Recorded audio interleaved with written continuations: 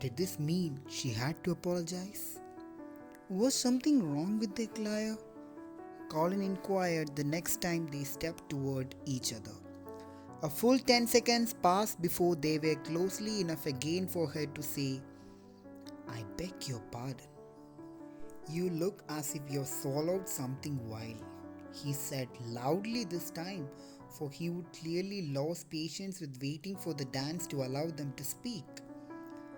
Several people looked over, then stepped discreetly away as if Penelope might actually be sick right there on the ballroom floor. Do you need to shout it to the entire world? Penelope hissed. You know, he said thoughtfully, bending into an elegant bow as the music drew to a close. That was the loudest whisper I've ever heard. He was insufferable, but Penelope wasn't going to say so because it would only make her sound like a character in a very bad romantic novel. She would read one just the other day in which the heroine used the word or one of its synonyms on every other page. Thank you for the dance, she said. Once they would reach the perimeter of the room, she almost added, You can now tell your mother that you have fulfilled your obligations, but immediately regretted her impulse. Colin hadn't done anything to deserve such sarcasm. It wasn't his fault that men only dance with her when forced to buy their mothers. He would always at least smile and laugh while doing on his duty, which was more than she could say for the rest of the male reputation. He nodded politely and murmured his own thanks. They were just about to part ways when they heard a loud female voice bark out, Mr. Bridgerton? They both froze. It was a voice they both knew. It was a voice everyone knew. Save me, Colin groaned. Penelope looked over her shoulder to see the infamous Lady Danbury pushing her way through the crowd, wincing when her ever-present cane landed on the foot of some hapless young lady. Maybe she means a different Mr. Bridgerton. Penelope suggested there are quite a few of you after all, and it's possible. I'll give you £10 if you don't leave my side, Colin blurted out. Penelope jogged on air. Don't be silly. 20.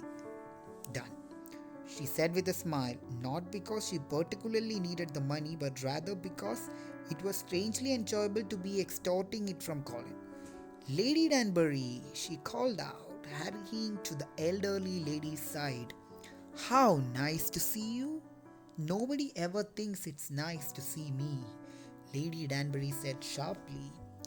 Except maybe my nephew, and half the time I'm not even sure about him, but I thank you for lying all the same. Colin said nothing, but she still turned in his direction and swatted his leg with her cane. Good choice dancing with this one, she said. I've always liked her. More brains than the rest of her family put together. Penelope opened her mouth to defend at least her younger sister when Lady Danbury barked out, Ha! After barely a second's pause, adding, I noticed neither of you contradicted me. It is always a delight to see you, Lady Danbury, Colin said, giving her just the sort of smile he might have directed at an opera singer. Glib this one is, Lady Danbury said to Penelope. You'll have to watch out for him. It is rarely necessary that I do so, Penelope said, as he is most often out of the country.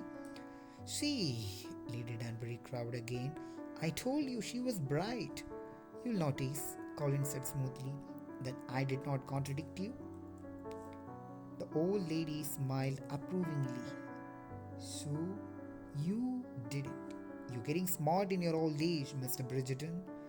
It has occasionally been remarked that I possessed a small modicum of my intelligence in my youth as well. The important word in that sentence being small, of course. Colin looked at Penelope through narrowed eyes. She appeared to be choking on laughter. We women must look out for one another. Lady Danbury said to no one in particular, since it is clear that no one else will do so. Colin decided it was definitely time to go. I think I see my mother. Escape is impossible, Lady Danbury crowed. Don't bother to attempt it. And besides, I know for a fact you don't see your mother. She's attending to some brainless twit who tore the hem of her dress. She turned to Penelope, who was now exerting such effort to control her laughter that her eyes were glistening with unshed tears. How much did he pay you not to leave him alone with me? Penelope quite simply exploded. I beg your pardon? She gasped, clasping a hand over her horrified mouth. Oh no, go right ahead, Colin said expansively. You've been such a help already. You don't have to give me the £20, she said. I wasn't planning to. Only £20? Lady Danbury asked. I would have thought I'd be worth at least 25. Colin shrugged. I'm a third son, perpetually short of funds, I'm afraid. Ha, you are as plump in the pocket as at least 3 years, Lady Danbury said. Well, maybe not earls, she added after a bit of thought. But after but a few viscounts and most barons, to be sure. Colin smiled blandly. Isn't it considered impolite to talk about money in mixed company? Lady Danbury let out a noise that was either a wheeze or a giggle. Colin wasn't sure which, then said, It's always impolite to talk about money, mixed company or no, but when one is my age, one can do almost anything one pleases. I do wonder, Penelope mused, what one can't do at your age. Lady Danbury turned to her. I beg your pardon? You said that one could do almost anything one pleases. Lady Danbury stared at her in disbelief, then cracked a smile. Colin realized he was smiling as well. I like her, Lady Danbury said to him, pointing at Penelope as if she were some sort of statue for sale. Did I tell you I like her? I believe you did, he murmured. Lady Danbury turned to Penelope and said, her face a mask of utter seriousness. I do believe I couldn't get away with murder, but that might be all. All at once, both Penelope and Colin burst out laughing.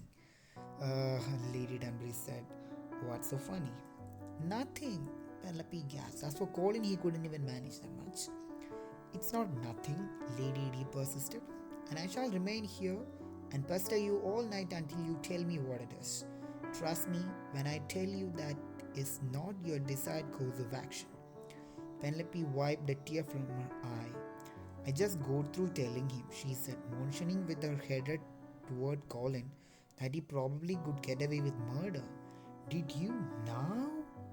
Lady Danbury mused, tapping her cane lightly against the floor the way someone else might scratch her chin while pondering a deep question.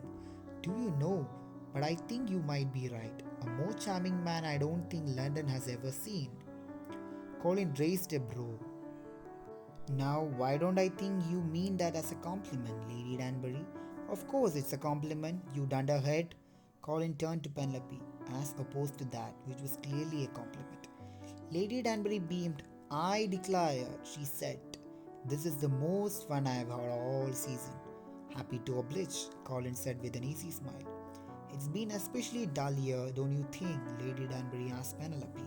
Penelope nodded. Last year was a bit tedious as well, but not as bad as this year, Lady Danbury persisted. Don't ask me, Colin said affably. I've been out of the country. I suppose you're going to say that your absence is the reason we have all been so bored? I would never dream of it, Colin said with a disarming smile. But clearly, if the thought has crossed your mind, it must have some merit. Whatever the case, I'm bored. Colin looked over Penelope, who appeared to be holding herself very, very still, presumably to stave off laughter. Haywood, Lady Danbury suddenly called out, waving over a middle-aged gentleman. Wouldn't you agree with me? A vaguely panicked expression drifted across Lord Haywood's face, and then, when it became clear that he could not escape, he said, I'll try to make a policy of always agreeing with you. Lady Danbury turned to Penelope and said, Is it my imagination or are men getting more sensible? Penelope's only answer was a non-committable shrug. Colin decided she was a wise girl indeed. Haywood cleared his throat, his blue eyes blinking fast and furious in his rather fleshy face. Uh, what precisely am I agreeing to? That the season is boring, Penelope supplied helpfully. Ah, Miss Featherington, Haywood said in a blustery sort of voice. Didn't you see there? Colin stole just enough of a glance at Penelope to see her lips straighten into a small, frustrated smile. Right here next to you, she muttered. So you are, Haywood said jovially. And yes, the season is dreadfully boring. Did someone say the season is dull? Colin glanced to his right. Another man and two ladies had just joined the group and were avidly expressing their agreement. Tedious, one of them murmured. Appallingly tedious. I've never attended a more banal sound of parties. One of the ladies announced with an affected sigh. I shall have to inform my mother, Colin said tightly. He was among the most easygoing of men, but really there was some insult he could not let pass. Oh, not this gathering, the woman hastened to add. This ball is truly the only shining light in an otherwise dark and dismal string of gatherings. Why, I was just saying to stop now, Lady Danbury ordered, before you choke on your food. The lady quickly silenced herself. It's odd, Penelope murmured. Oh, Miss Featherington, said the lady who had previously been going on about dark and dismal gatherings. Didn't see you there. What's odd? Colin asked before anyone else could tell Penelope how unremarkably they found her. She gave him a small, grateful smile before explaining herself. It's odd how the ton seems to entertain themselves by pointing out how unentertained they are. I beg your pardon? Haywood said, looking confused. Penelope shrugged. I think the lot of you having a jolly good time talking about how bored you are. That's all. How comment was met with silence. Lord Haywood continued to look confused, and one of the two ladies must have had a speck of her dust in her eye, because she couldn't seem to do anything but blink. Colin couldn't help but smile. He hadn't thought Penelope's statement was such a terribly complicated concept. The only entertaining thing to do is real Whistledown, said the non-blinking lady as if Penelope had never been spoken. The gentleman next to her murmured his assent, and then Lady Danbury began to smile. Colin grew alarmed. The old lady had a look in her eye, a frightening look. I have an idea, she said. Someone gasped. Someone else groaned. A brilliant idea. Not that any of her ideas are anything but, Colin murmured in his most affable voice. Lady Danbury shushed him with a wave of her hand. How many great mysteries are there in life, really? No one answered, so Colin guessed. 42? She didn't even bother to scowl at him. I'm telling you all here and now. Everyone leaned in, even Colin. It was impossible not to indulge the drama of the moment. You're all my witness. Colin thought he heard Penelope mutter. Get on with it. £1,000, Lady Danbury said. The crowd surrounding her grew. £1,000, she repeated, her voice growing in volume. Really, she would have been a natural on the stage. £1,000. It seemed the entire ballroom had hushed into reverent silence. To the person who unmasked Lady Whistledown.